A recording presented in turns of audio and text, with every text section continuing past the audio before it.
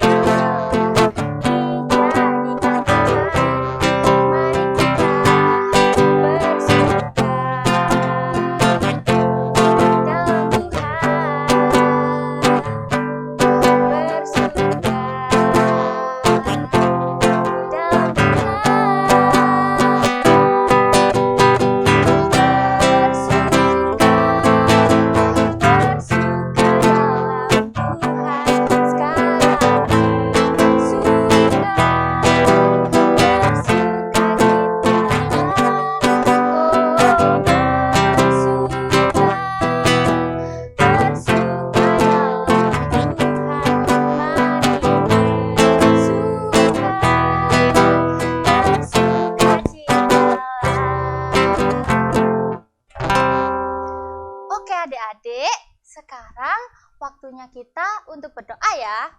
Semua dilipat tangannya, tutup mata, kita berdoa. Tuhan Yesus yang baik, bersyukur ya Tuhan kalau pada pagi hari ini kami boleh untuk bersama-sama beribadah dan mengucap syukur atas berkat-Mu pada hari ini ya Tuhan. Ya Tuhan, walaupun masih dalam keadaan online, tapi kami percaya ya Tuhan bahwa kuasa-Mu masih berada di tengah-tengah kami dan selalu memberkati kami dari awal, pertengahan hingga akhir ibadah ini. Terima kasih ya Tuhan, hanya di dalam nama Tuhan Yesus kami sudah berdoa dan mengucap syukur. Amin. Oke adik-adik, sekarang kita mau nyanyi Dengar Dia Panggil Nama Saya. Tahu semua kan lagunya? Tetap berdiri ya, kita mau sama-sama menyanyikan lagu ini sambil sukacita.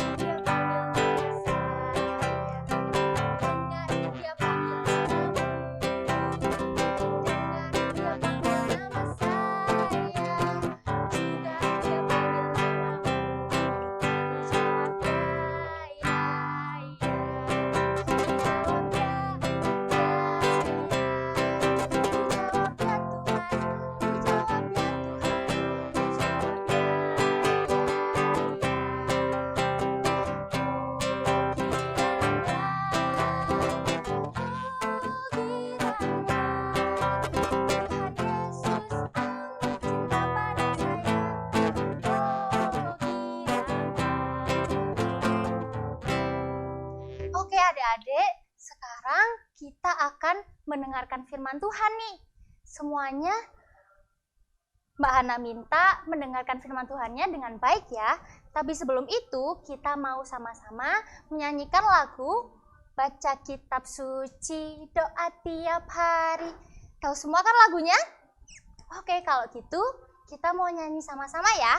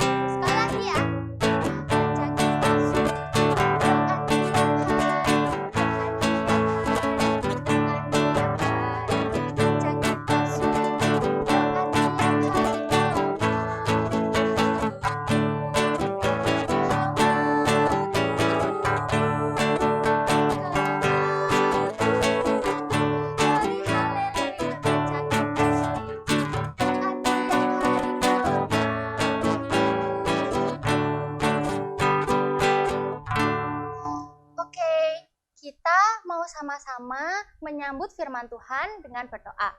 Semua lipat tangan, tutup mata, kita berdoa.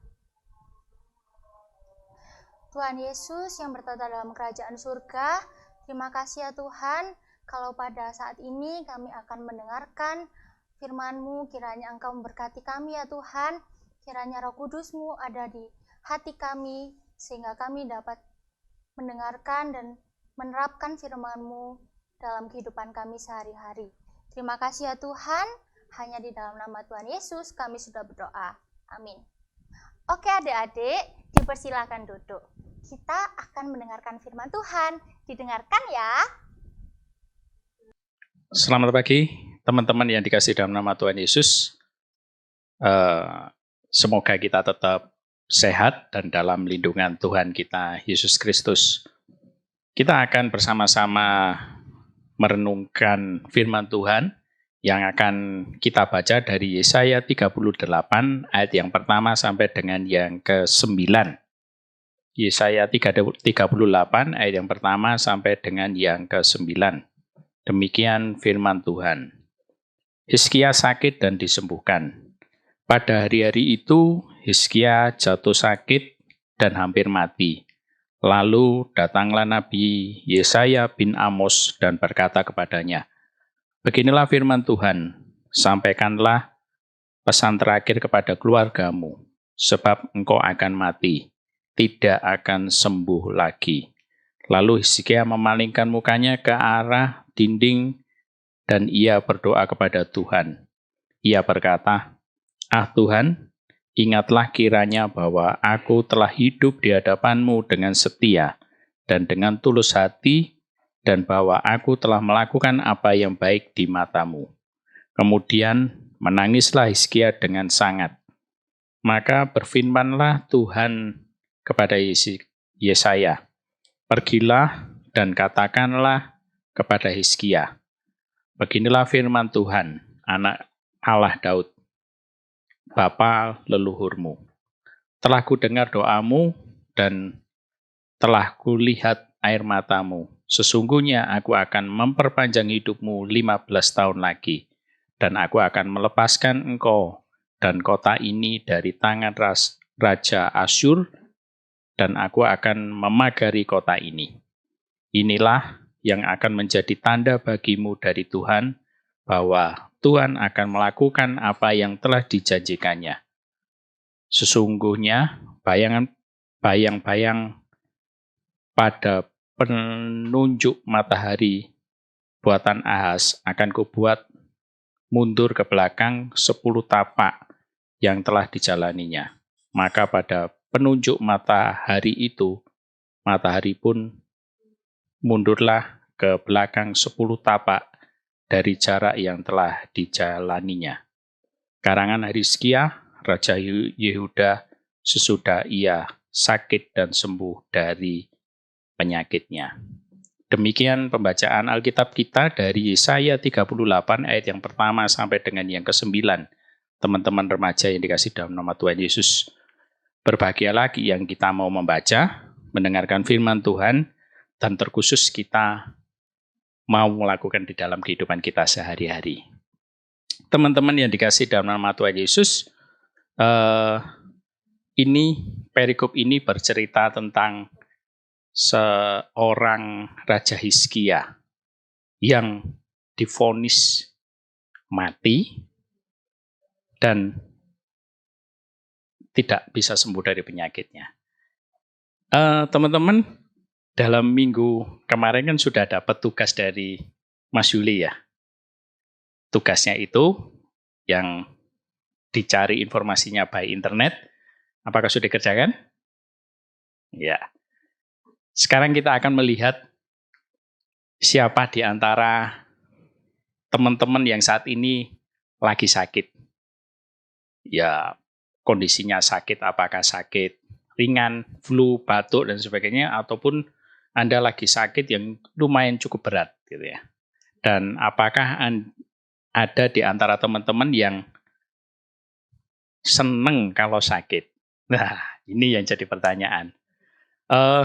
Kalau dulu, ya Mas Yuli, kalau dulu itu akan seneng kalau sakit akhirnya jadi alasan untuk tidak sekolah. Nah, itu nakal banget gitu ya. Jadi semoga ini tidak terjadi buat teman-teman semuanya. Jadi di sini dikatakan bahwa kondisi orang sakit pun sangat tidak enak. Apalagi kondisi kita saat ini lagi di dalam kondisi pandemi COVID. Teman-teman yang dikasih dalam nama Tuhan Yesus, anggaplah seorang Raja Hizkia ini sakit dalam kondisi hatinya Hizkia ini sakit dan kronis, sudah divonis akan mati. Kira-kira kalau Raja Hizkia ini kira-kira ya dulu ya gitu kita melihatnya, kalau Raja Hizkia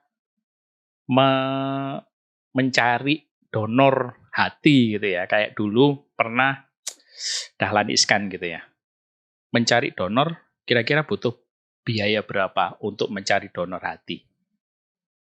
Kalau yang di layar ini kelihatan donor hati kurang lebih 1,4 miliar donor hati.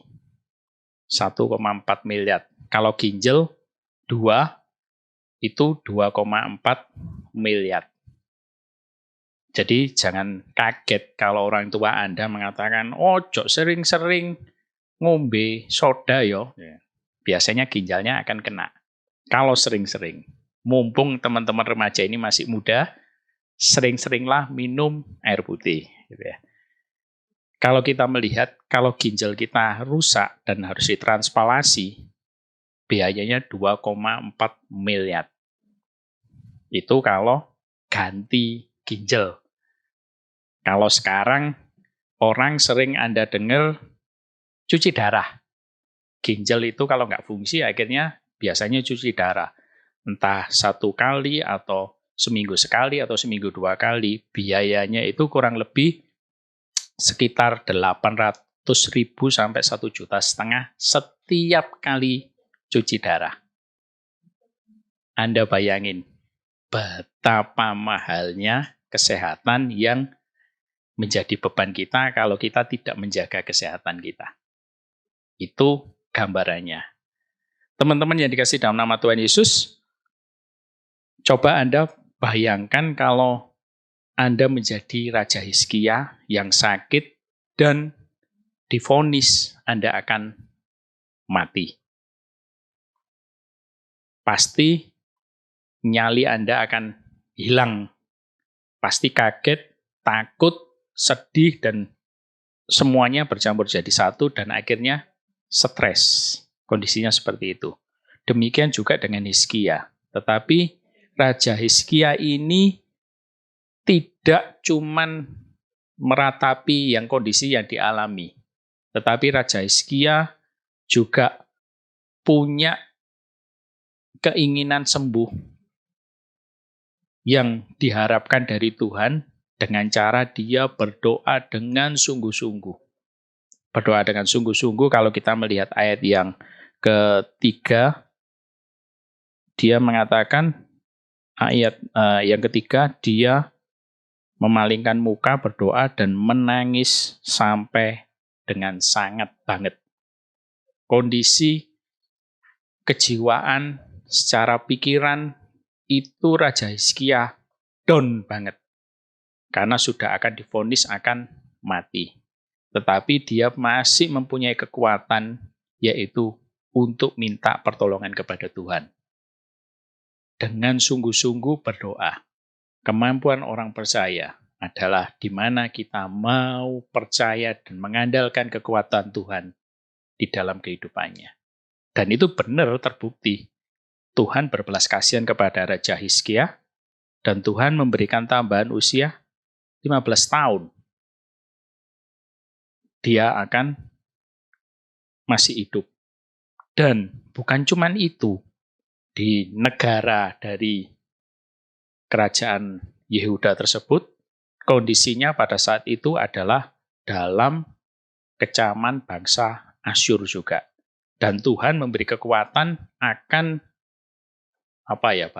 akan melindungi bangsa Yehuda dari bangsa Asyur tersebut. Ini yang tidak terduga oleh Raja Hizkia. Jadi pekerjaan Tuhan bisa merubah rencana karena kesungguhan Hizkia dan kasih Tuhan kepada umat Yehuda. Teman-teman yang dikasih dalam nama Tuhan Yesus, bahasa nubuatan itu memang seperti dari nabi-nabi yang terdahulu untuk masa yang akan datang, itu yang namanya nubuat. Dan nubuat itu biasanya terjadi, benar-benar terjadi. Dan seperti Raja Hizkia ini juga akan dinubuatkan dia akan mati. Tetapi karena kasih Tuhan, kasih Allah kepada Raja Hizkia, Tuhan pun merubah rencananya.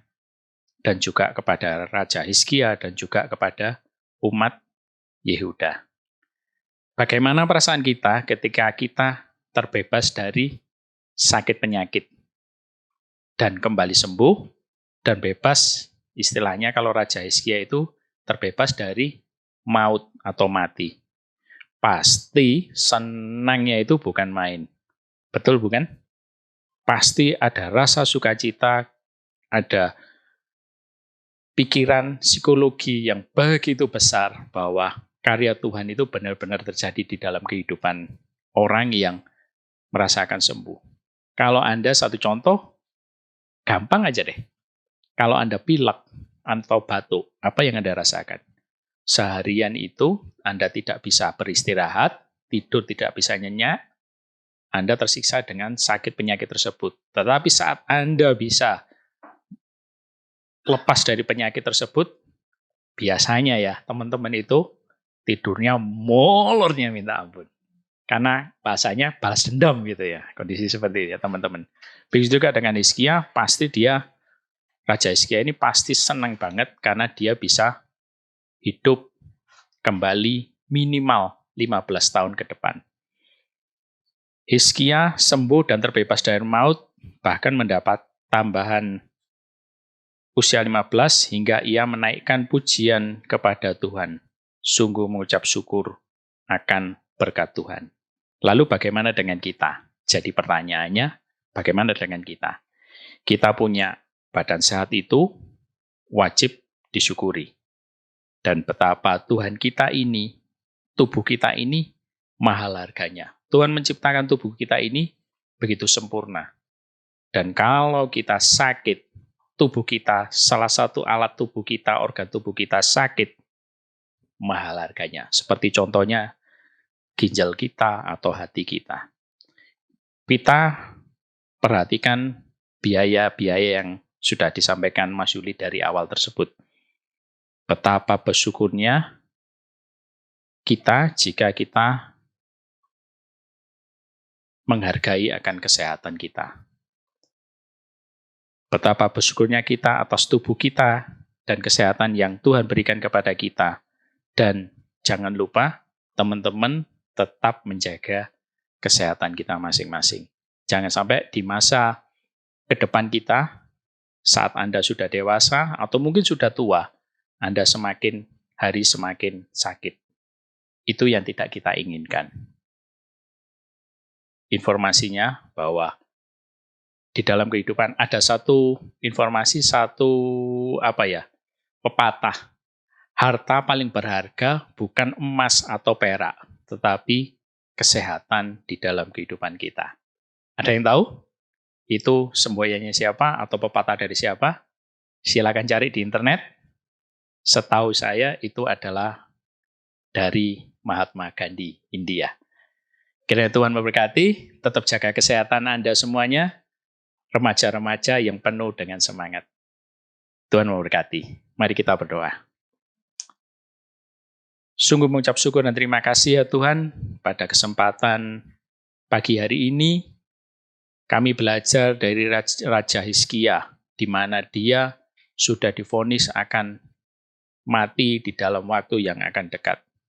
Tetapi dengan mengucap syukur dan juga dengan mengandalkan kekuatan dari Tuhan sendirilah, Raja Hizkia boleh menerima usia lebih panjang di masa kehidupannya. Dan ini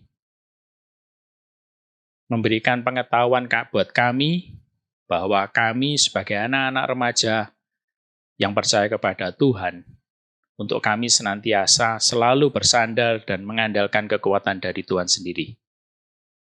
Yang kedua, bahwa kami harus belajar untuk bisa menjaga kesehatan kami masing-masing sebagai generasi muda untuk bisa hidup lebih sehat di masa-masa yang akan datang.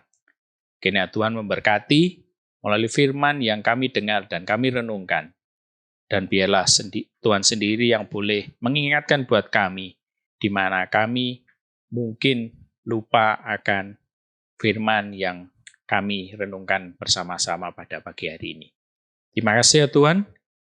Biarlah Tuhan sendiri yang boleh menyertai kami di dalam kehidupan kami, di dalam kehidupan berkeluarga kami, di dalam keluarga, di dalam kehidupan kami berstudi, di dalam kehidupan kami, keseharian kami masing-masing ya Tuhan. Biarlah Tuhan sendiri yang boleh menyertai kami di dalam kehidupan kami.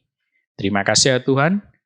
Banyak pergumulan doa, dan kami yakin percaya Tuhan mendengarkan doa-doa kami. Di dalam nama Tuhan Yesus Kristus, kami telah berdoa dan mengucap syukur. Amin. Tetaplah berdoa, sehat selalu, dan Tuhan memberkati. Amin.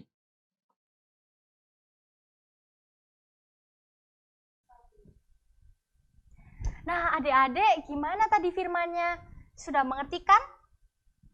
Nah, kalau begitu, sekarang kita akan pengakuan iman rasuli.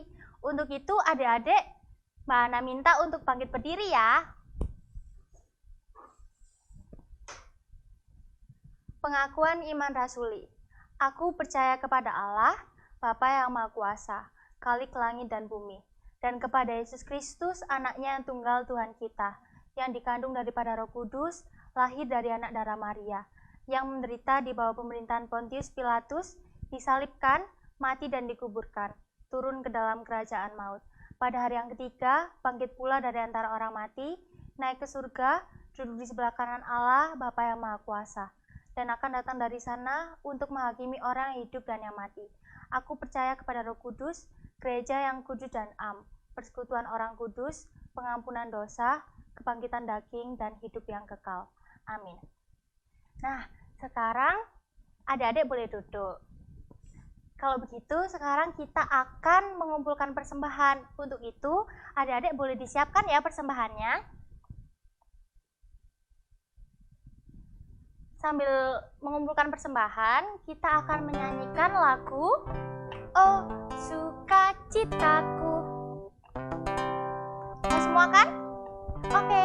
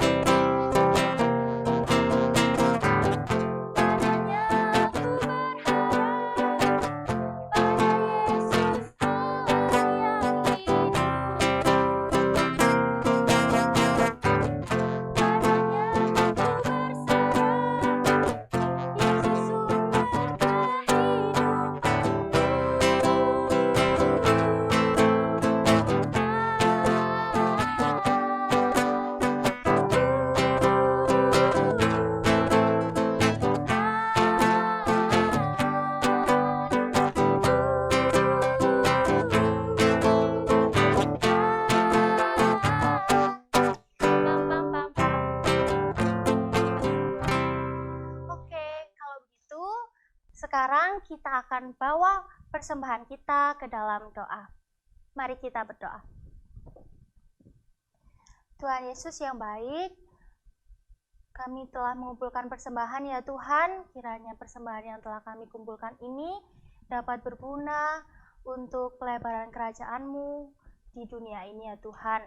Terlebih ya Tuhan, tolong berkati tangan-tangan yang akan mengolah persembahan ini. Kiranya Engkau memberikan hikmat sehingga mereka dapat senantiasa untuk memuliakan nama-Mu ya Tuhan.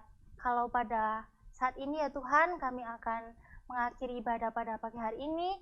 Kiranya Engkau menyertai kami dalam aktivitas kami sehari-hari, dan juga kiranya firman yang tadi sudah kami dengarkan dapat kami terapkan dalam kehidupan kami sehari-hari ya Tuhan. Terima kasih ya Tuhan, juga berkati dan lindungi kami ya Tuhan dari segala penyakit maupun virus yang ada di luar sana ya Tuhan. Engkau jaga kesehatan kami ya Tuhan, dan orang-orang yang kami kasihi. Terima kasih ya Tuhan, hanya di dalam nama Tuhan Yesus kami sudah berdoa dan mengucap syukur. Amin.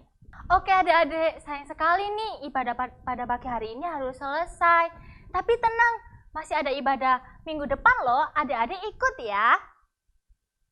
Kalau begitu, adik-adik jaga kesehatan, jangan lupa pakai masker, jaga jarak, selalu mencuci tangan, dan tetap semangat. Kalau begitu Mbak Hana dan Pak Jati pamit dulu ya. Dadah!